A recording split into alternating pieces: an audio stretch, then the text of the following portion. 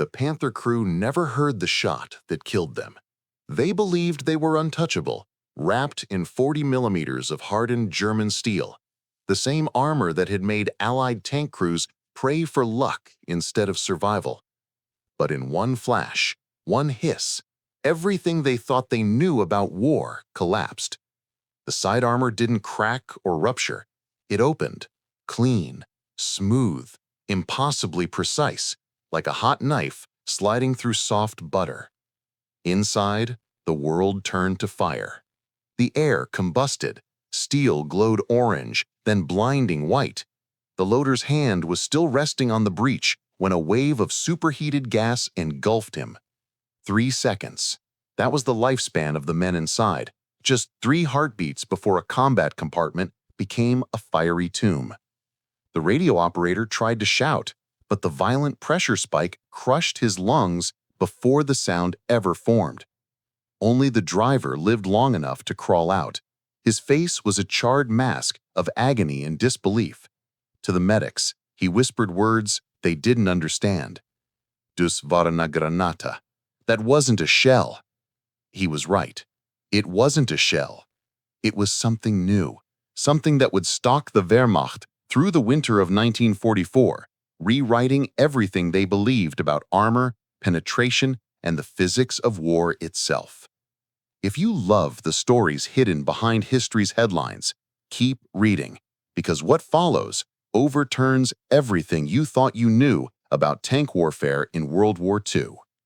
By autumn 1944, Europe had become a grinding metal battleground, a brutal equation of steel versus steel.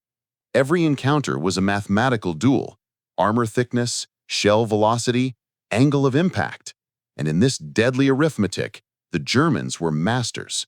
Panther and Tiger tanks had become rolling fortresses. Their frontal armor was so thick that American rounds bounced off harmlessly. Sherman crews called them reverse death traps because going head-to-head with German armor was practically suicide. The M4 Sherman, America's dependable workhorse, was outmatched in firepower, protection, and range. Its 75mm gun struggled to dent a Panther at normal combat distances. Even the upgraded 76mm weapons only marginally improved the odds. Reports from Normandy were brutal. It often took 5 Shermans to defeat a single German tank, if any lived long enough to try. Morale was collapsing. Something had to change. That change began quietly, far from the front lines, inside the Office of Scientific Research and Development. At the Aberdeen Proving Ground in Maryland, ballistics engineers were testing an idea that sounded almost reckless: a shell that relied not just on weight and speed, but on exotic materials. Tungsten carbide, a metal so dense, so hard, that it could punch through armor like a sewing needle through cloth. But tungsten was rare, expensive, and untested in real combat. No one knew whether this strange idea would succeed or become just another forgotten experiment. The answer would soon be written in molten steel. The result of their work received the designation M93 HVAP, high-velocity armor piercing. To the engineers, it was a masterpiece. To the tank crews, it quickly earned a simpler, more honest name: the hot shot. Unlike standard rounds, the tungsten penetrator was smaller than the shell casing. It sat inside a lightweight aluminum sabot, a disposable jacket that peeled away after firing. This allowed the core to reach extraordinary speeds, over 3,400 feet per second, faster than any tank round the U.S. had ever fired. And at that speed, tungsten did something armor designers never imagined. When it hit hardened steel, the impact zone surged to over 1,200 degrees Celsius in milliseconds. The tungsten penetrator didn't melt. Its melting point was far too high, but the armor did. The round drilled straight through, sending a jet of liquid metal and scalding gas blasting into the tank's interior. The first shipments arrived in Europe in October 1944. Only veteran crews received them, along with strict orders: fire sparingly. Each round cost more than a soldier made in a month. Every shot needed to count. The ammunition was reserved for the biggest threats, Panthers, Tigers, and the feared new King Tigers rumored to be advancing west. No one told the tank crews what the rounds actually did. They were about to find out. The first confirmed use happened near Metz, France, on October 29, 1944. A platoon of M4 Shermans with the new 76mm guns approached 3 Panther tanks guarding a river crossing. The German crews were relaxed. They had been hunting Shermans all week. Their tactics were simple: let the Americans fire first, shrug off their shots, then destroy them with ease. But this time, the Americans fired something entirely new. At 800 yards, the lead Sherman fired an HVAP round. Gunner Sergeant Michael Hartley didn't know what to expect. The recoil felt different, sharper. The sound was different too, but what he saw through his periscope made no sense. The Panther froze. No explosion, no turret flying high sky, no catastrophic ammunition cook-off. It simply stopped moving. Smoke trickled from the hatches. Then the screaming started. Then silence. The other 2 Panthers immediately withdrew. Veteran German tankers never retreated, but this time they had no idea what had just destroyed their comrade. Neither did Hartley. When U.S. engineers inspected the destroyed Panther days later, they discovered something that seemed physically impossible: a perfectly circular hole in the side armor, its edges melted smooth like glass, and an interior scorched as if it were the inside of a blast furnace. "Jesus Christ," one engineer muttered. "It cooked them." News spread like wildfire across American armored divisions. Crews who received HVAP rounds treated them like sacred artifacts, hoarding them, labeling them, saving them for the moment they needed a miracle. Tank commanders wrote home describing the new shells with something close to reverence. They had finally found a weapon that could kill the killers. Letters home began to sound different. "We've got something now," one of them read, "something that finally evens the odds." But across the front lines, something else was spreading even faster than hope: fear. German tank crews started reporting battlefield encounters that made no sense. Panthers destroyed with a single shot, Tigers abandoned after spontaneous internal fires, crews found slumped in their positions, no shrapnel wounds, no blast trauma, just horrific burns, as if the heat had come from inside their armor rather than outside it. The Wehrmacht's technical intelligence service, the Waffenamt, scrambled to explain the phenomenon. They collected shell fragments, examined wrecks, analyzed char patterns. Early theories ranged from incendiary projectiles to some unknown chemical agent.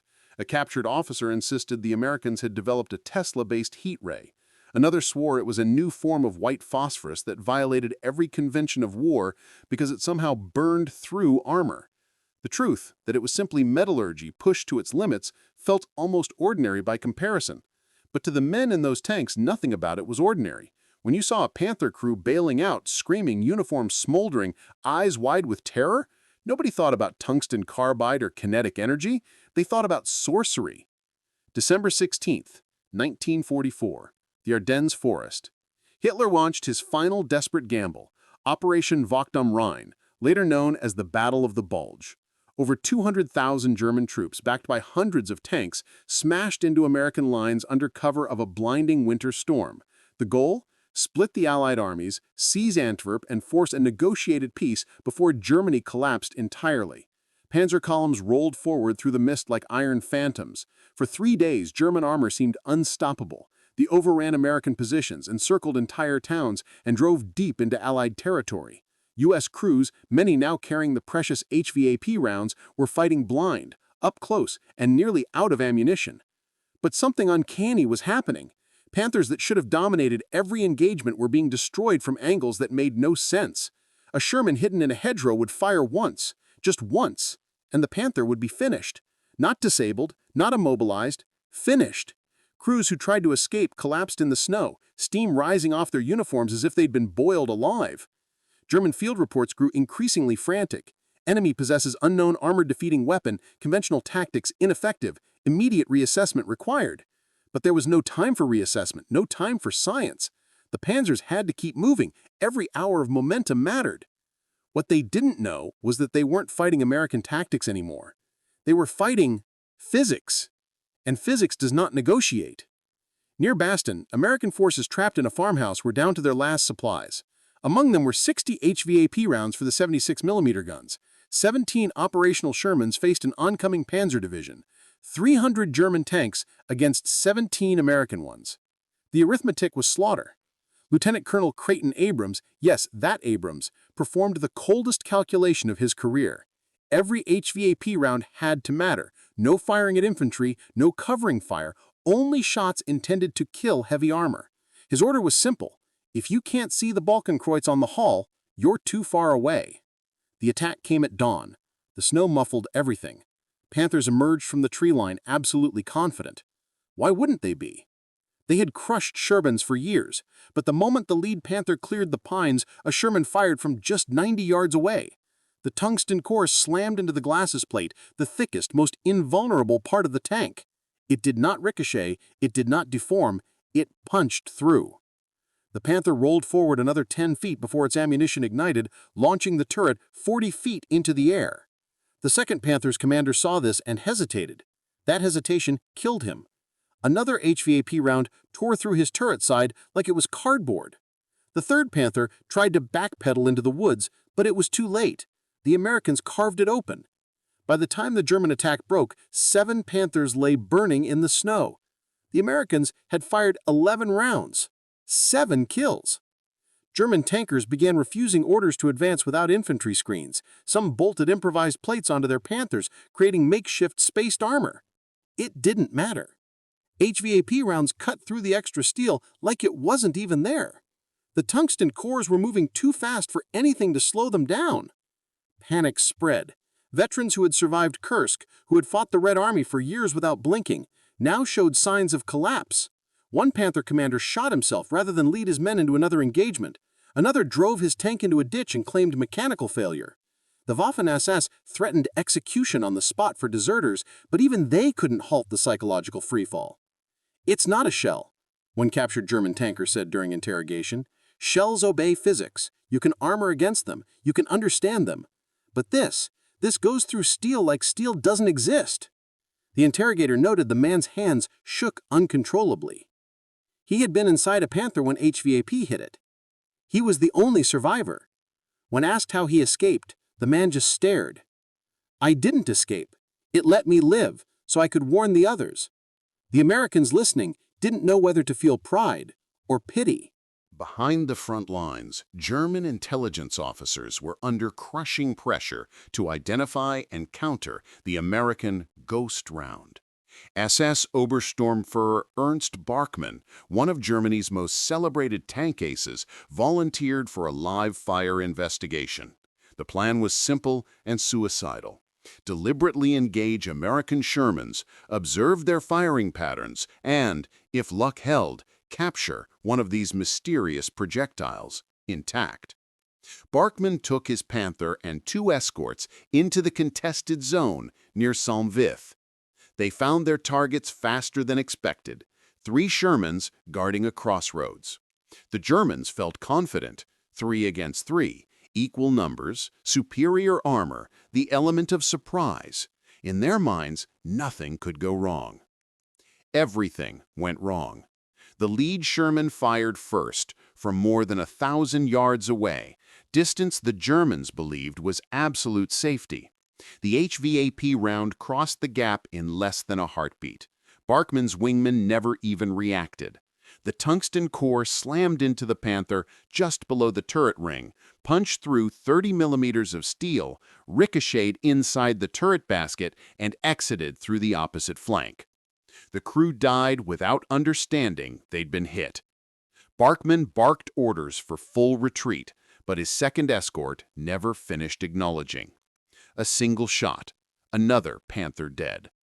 Bachmann fled through the forest at maximum speed, weaving between trees, flinching at every shadow, expecting at any moment to feel that final merciless punch of tungsten. It never came. The Americans let him run. They didn't need to kill him. They needed him to tell the others. By January 1945, The psychological devastation of HVAP ammunition had become as powerful as its physical effects. German tactical manuals were rewritten in panic. Panzer commanders were ordered never to expose their side armor, to operate in pairs at all times, to deploy smoke instantly and withdraw the moment they suspected Shermans might be carrying the witch round. They called it Daemon Hexenschuss, the demon witch shell. But the Wehrmacht's industrial base was collapsing. There was no time to redesign armor, no resources to reinforce battalions, and worst of all, no tungsten. Germany had lost its access to the Iberian tungsten fields when it lost influence over Spain and Portugal. The very material that made HVAP so lethal was the one material Germany no longer had. It was a brutal irony. German engineers understood the science. Their metallurgists could have produced similar ammunition, but wars aren't won by understanding. They are won by resources, by factories, by the ability to build what you need exactly when you need it. And the Reich was out of time. Meanwhile, American industry surged. By February, HVAP ammunition was being issued to every 76mm and 90mm gun in Europe. What had begun as a rare, precious miracle shot became standard. The wonder weapon became just another item in an American ammunition rack. But to German crews, still fighting, still dying, it remained something darker, something supernatural, something that could not be stopped. The decisive moment came at the Rhine crossing in March 1945. German forces had anchored their final defensive line with King Tigers, the heaviest, most formidable tanks ever built. Their frontal armor exceeded 180 millimeters. Nothing in the Allied arsenal was supposed to penetrate it. German commanders trusted that armor with absolute faith. Their defense depended on it. And the Americans knew that too. But they knew something else.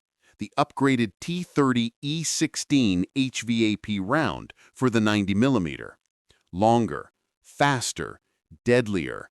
When U.S. tank destroyers opened fire at 1,200 yards, the King Tiger crews must have felt invincible. At that range, at that angle, they were untouchable. Nothing the Allies possessed should have pierced their glacis. The first T-30 E16 round struck dead center. For a second, nothing happened. The German crew likely laughed. It must have felt like the Americans had wasted a shot. Then the turret hatches blasted open. Smoke poured out, then fire. The tungsten core had done the impossible, punched cleanly through 180 millimeters of the best armor German industry had ever forged. The crew inside never had time to comprehend what killed them. One moment, they were untouchable gods of the battlefield. The next, they were ash. The other King Tigers retreated in shock. For the first time, the myth of German armored invincibility died completely. When Allied forces crossed the Rhine, engineers examined the wrecks. Dozens of ruined German tanks were collected and studied. The findings confirmed what many had whispered. HVAP rounds were doing more than penetrating. They were redefining the physics of armored warfare. Metallurgical analysis revealed something almost surgical. Penetration holes with smooth, polished edges surrounded by heat-affected zones where steel had briefly turned liquid before hardening again. Inside, forensic teams found evidence even more disturbing. Crewmen killed not by shrapnel, not by explosion, but by instantaneous pressure spikes and thermal shock. Some bodies had almost no external wounds, but showed catastrophic internal injuries. Lungs collapsed, organs ruptured. Others had burns that seemed impossible, their uniforms scorched in the blink of an eye. The tungsten penetrator, moving at near hypersonic speed, had created a plasma-like jet that filled the crew compartment in microseconds. Captured German engineers described their desperate attempts to counter the round. They tried spaced armor, ceramic plates, angled shields, layered composites. Nothing worked reliably. The HVAP simply carried too much kinetic energy. We understood the physics, one German metallurgist admitted. We simply didn't have the materials or the time to fight them. It was nothing less than a scientific revolution delivered at the velocity of a bullet. The final breakthrough came when U.S. technical intelligence teams examined captured German files from the Ardennes offensive. Buried among them were classified reports describing mysterious American weapons and psychological evaluations of shattered panzer crews. One document, dated January 12, 1945, was especially striking. It detailed how German tank commanders were exhibiting severe combat stress, not from the intensity of fighting, but from unpredictability. The enemy weapon does not behave according to established ballistic principles, the report warned. Armor that should protect does not. Distance that should provide safety does not. Crews report feelings of helplessness as if their training and equipment hold no meaning. Morale impact? Catastrophic. The Germans had encountered something worse than a superior weapon. They had encountered the incomprehensible. HVAP rounds had created what modern military psychologists now call technological terror, the dread born not from what you can see, but from what you cannot understand. It was the same kind of shock medieval warriors felt when they first faced gunpowder, or what WWI troops experienced during the first gas attacks. The Wehrmacht's legendary panzer divisions, once the pinnacle of German engineering, were undone not by strategy, not by maneuver, but by material science, by tungsten carbide launched at nearly 3 times the speed of sound, by physics transformed into a weapon. By March 1945, the war in Europe had less than 2 months to live. German tanks had already lost. When Germany surrendered on May 8, 1945, Allied ordnance officers compiled the final numbers. HVAP ammunition accounted for less than 5% of all U.S. tank rounds fired in the war, yet it produced over 30% of confirmed heavy armor kills in the final 6 months. The statistics painted a picture of surgical precision. One well-placed HVAP round was equivalent to 20 conventional shells. But the human story told something far darker. Interviews with surviving German tankers revealed deep, lasting psychological scars. Men who had endured the brutality of the Eastern Front, who had survived Stalingrad, Kursk, and years of armored combat, described nightmares about the burning shot, the round that came without warning and left nothing behind but molten metal and silence. Some refused to speak of it at all. Their silence said everything. American tankers who used HVAP ammunition had their own complicated emotions, relief, pride, and at times guilt. We'd see them bail out, but they weren't just scared, they were broken, not afraid of dying, afraid of how they might die, instantly. HVAP didn't just give Allied tank crews a fighting chance against Panthers and Tigers, it introduced a new level of lethality to armored warfare, one that would shape the next 80 years of tank combat. Today, tungsten-based penetrators are standard in every modern anti-armor system. The science that seemed like witchcraft in 1944 is now the foundation of military engineering. Every fin-stabilized saber round, every modern tank-fired penetrator, every high-velocity anti-armor missile traces its lineage back to those experimental shells rushed to the front in the dying months of World War II. The materials have evolved: depleted uranium, advanced ceramics, composite sabotons. The physics have not. Hypervelocity, extreme density, kinetic energy that defeats armor through raw momentum alone. The Germans were right in one sense. HVAP was not a shell in any traditional meaning.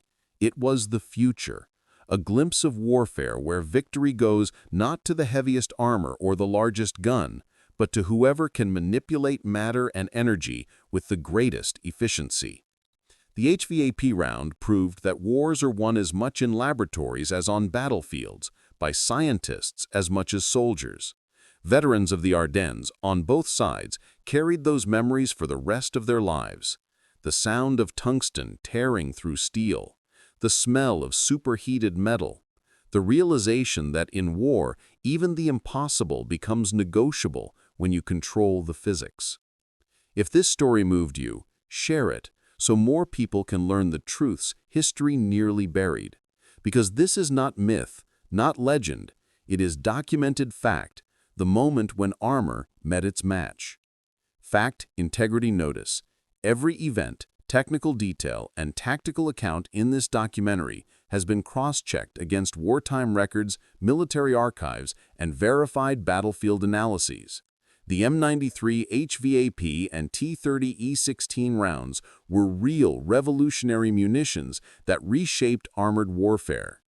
In the end, it wasn't witchcraft that defeated German steel. It was tungsten flying at the speed of inevitability.